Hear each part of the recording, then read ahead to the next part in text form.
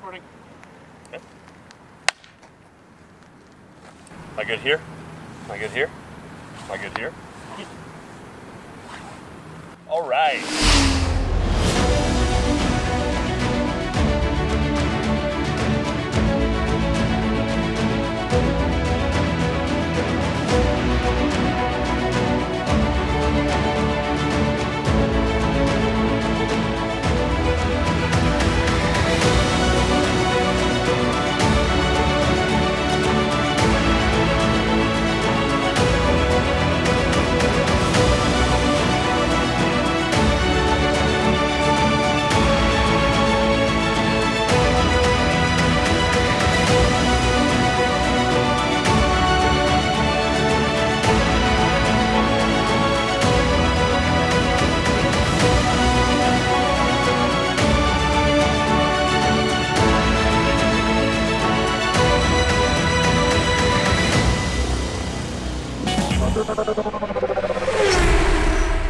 Hey everybody, welcome to Drive-In Media. I'm Ben, I'm here with Bobby.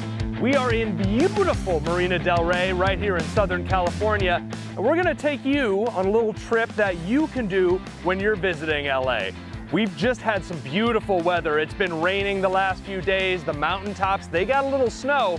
So we're gonna do something that you can do in LA when the weather's this nice. You can go straight from surf up to snow, back to the water by sunset. So we're gonna do that in this vehicle right here, a 2011 Mazda Miata NC.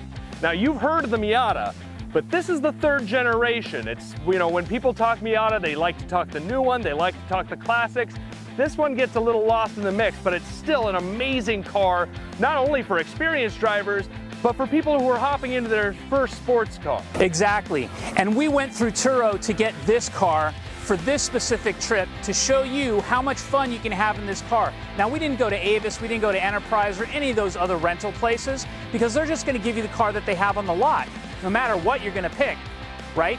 But we were able to get this third generation one. We could have got the first generation, we could have got a Z3, any other car, but we believe that this is the car to cruise around LA to do this little hidden gem. And this car is a hidden gem. It's a perfect vehicle for Southern California.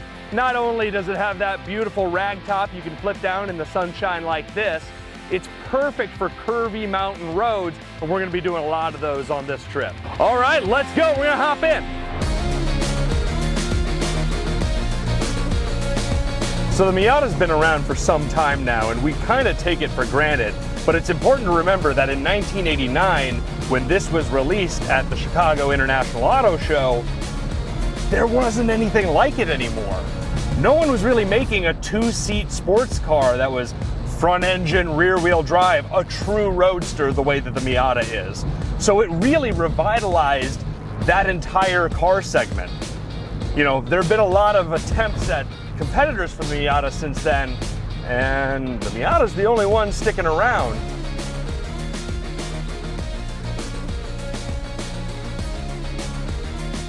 So it really revitalized a segment of cars that just wasn't being represented anymore. Now that was quite some time ago, and most of the Miata competitors that rose in between then and now just aren't around anymore.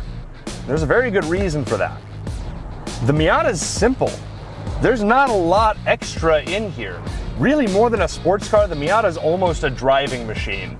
And what it does best is give you that fun sense of driving while being reliable and affordable.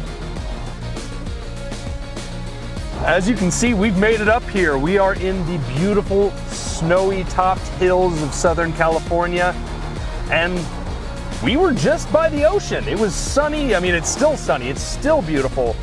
And we're still in SoCal. And it's incredible, where 20 inches of snow has dropped in the last few days.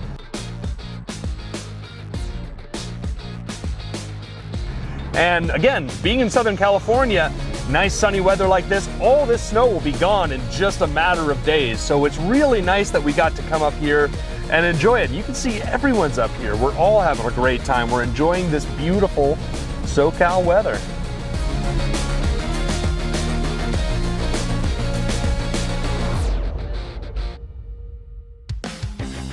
All right, We are back. We're down by the water just like we said we'd be. Man, what a drive that was. You got to really go up in the hills, see that snow, take those curvy, turny roads, really let the spirited, lightweight drive of the Miata shine through. It's an excellent drive. We got to really experience what's great about this car. But now let's talk about what's great about this car.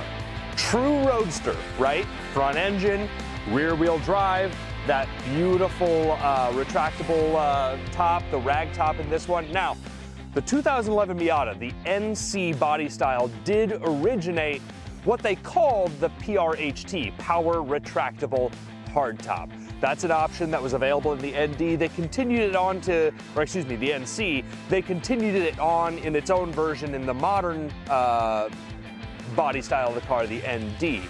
But it started here. And one thing that that vehicle has in common with this one, besides everything but the top, is that the hard top and the soft top have their own spot right here behind the driver's seat, behind the passenger seat. It folds in there. It doesn't affect your trunk at all. Speaking of trunk, one of the things that Mazda did that's really cool about this vehicle is that they put a lot of thought into who's using it and what they're using it for. So not only does your top not invade this trunk at all, this trunk stays exactly the way it is. Rain, shine, top up, top down, that never changes. It's also specifically built to accommodate golf clubs because they know that a lot of people buying these Miatas are driving them to the links on the weekend. They want to show off the car. They want to have a fun time driving there while they do that. And the normal dimensions of this trunk couldn't quite accommodate such a big parcel. So what they did was they actually included a specific recess right back here that is designed to accommodate the heads of the drivers because they're the longest golf clubs. So if you put the bag in like this, you can actually fit a full-size set of golf clubs into the trunk of this tiny little car.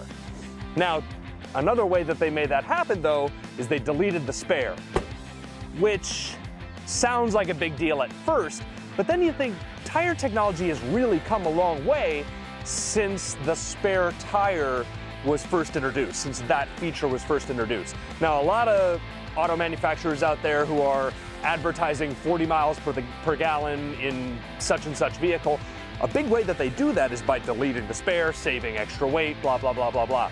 They've done it in the Miata mostly for trunk space, mostly to make this something of a more functional vehicle as well. Because if that, if you look at the original trunk of the first generation Miata, not only did it have a full spare, not only did it have a spare, but the battery was in the back as well. They did that originally to help with the weight balance, but in future generations, they found a way to accomplish that same 50-50 weight balance with the battery up front and with no spare in the back. So it's something of a sacrifice. Mazda does include what they call a roadside repair kit, a can of goop and a compressor, basically meant to get you limping to where you can get the tire repaired or replaced. 9 out of 10 times, that's more than adequate for your needs unless you get a whole sidewall blowout, and that's a whole different thing called AAA. More on this vehicle, I said that top doesn't affect your trunk at all. It's also incredibly easy to put up. There's one latch here to open, one latch here to close. Let me show you. Very easy, one arm throws it up, latch, locked, ready to rock. Let's say, beautiful day, you want to throw the top down, so long as you're not driving, throw that, it's gone, it's done. If you are driving, that just became a really expensive parachute. Now, we talked about this car being lightweight, we talked about front engine, rear wheel drive. Let's talk about that engine just a little bit. 2-liter, 4-cylinder, 165 horse, about 140 pound-feet torque. That doesn't sound like a lot because frankly, it's not a lot. But the vehicle doesn't weigh a lot, doesn't take a lot to get it going. So all 140 pound-feet of torque in there, you hit the gas, you're gonna feel it. Nicely laid out. This is a mechanic's car, very easy to work on, easy to maintain, and again, you do that regular maintenance, a car like this is gonna be the next best thing to bulletproof. Now we got the automatic transmission, it's just what was available, but again, This vehicle is legendary for its manual transmission. Such a light, responsive throw on that gearbox, you barely need to activate your wrist at all. You can switch through the gears with your fingertips. So great for people who really know what they're doing and love manuals. Surprisingly good for people who want to learn to drive a manual. It's a very forgiving vehicle on top of all of that. So we've talked about the engine, we've talked about the transmission. One of the things that's very important about this vehicle is that rear wheel drive. It is fundamental to a roadster, to a true roadster. And back in 1989, when this vehicle debuted at the Chicago International Auto Show, first of all, debuted with only 3 colors, red, white, and blue. Secondly, very, very bare bones vehicle, even back then, and it continues that tradition today, because again, Mazda wants to provide you with a driving machine. They don't want to pump up the price with frills. They don't want to pump up the weight with frills. You'll notice, still and probably always will be, manually adjusted seats. This, the 3rd generation, starting in about 2007, this was the first vehicle in the Miata lineup to have power windows. Before then, everything was cranked. The first Miata wasn't even available with an AC. That was something that came later on down the line. They really try to keep this a no-frills vehicle because they want the focus of it, the intent of the vehicle, to be on the driving experience. That's not to say that they skimped out, because this bad boy has 4, count them, 1, 2, 3, 4 cup holders. 4 cup holders, 2 seats. That means every person in the car gets 2 beverages, 1 hot, 1 cold, 1 hard, 1 soft. 2 of the same thing.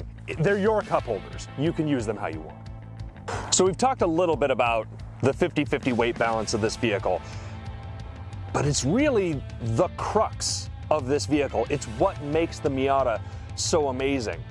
Mazda went to great lengths to maintain that 50-50 weight balance. You know, the playing with the location of the battery and things like that. But one thing you may not notice unless you're a real gearhead is if you look at the tires, you'll see that, first of all, Mazda, as much as they try to keep the price point low on this vehicle, they invest where it matters most. And when you're driving, there are two really important things that your car does: go and stop.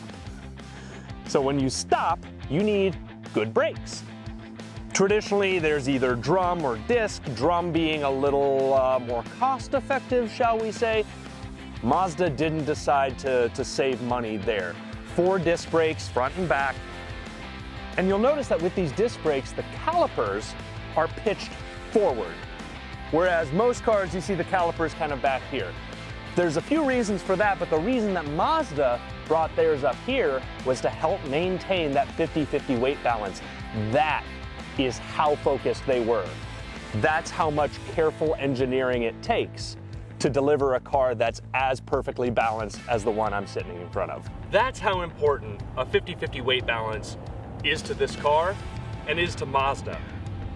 It's so important that they actually followed a kind of build philosophy that they called Jinba Itai.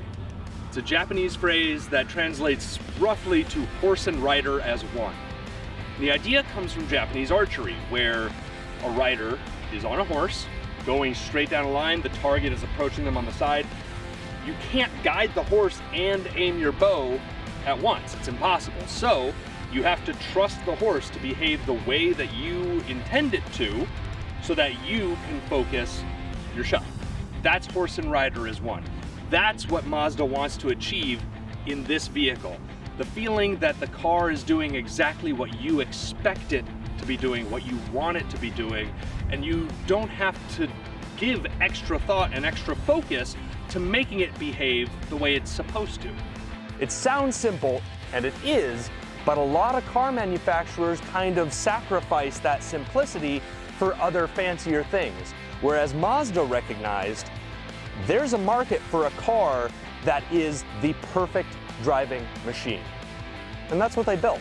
So, as much as important as the balance is, another important factor, for Mazda at least, is the price. Because if you build the perfect driving vehicle, but it's prohibitively expensive to get in, then the only people who can really enjoy the experience of driving as it's meant to be experienced are the super wealthy or the people who have the extra income to burn on something like that. But the first Mazda was, I don't know, like $15,000. It cost next to nothing. And that's 1989 for certain. But even if you factor for inflation, the cost of a base level Mazda has only gone up about $75. They really want to make this the sports car that almost anyone can afford. To keep that price point low, Mazda had to invest their money really, really wisely. And they did. So you'll notice things like, it's a pretty basic stereo, even for a 2011 model. Although it does have CD, so you're welcome. The steering wheel, great. It's got all the things that you want right there. You've got your cruise control. You've got your radio settings and things like that. One important thing to remember, especially on the automatic, is that while the manual transmission is legendary, and while the manual transmission is what a lot of real drivers, I say real drivers, a lot of drivers seek that manual feel, the automatic does still come with paddle shifters. So you have the ability to play with your car's gears manually, even if you don't have the gearbox and clutch. And that's about it.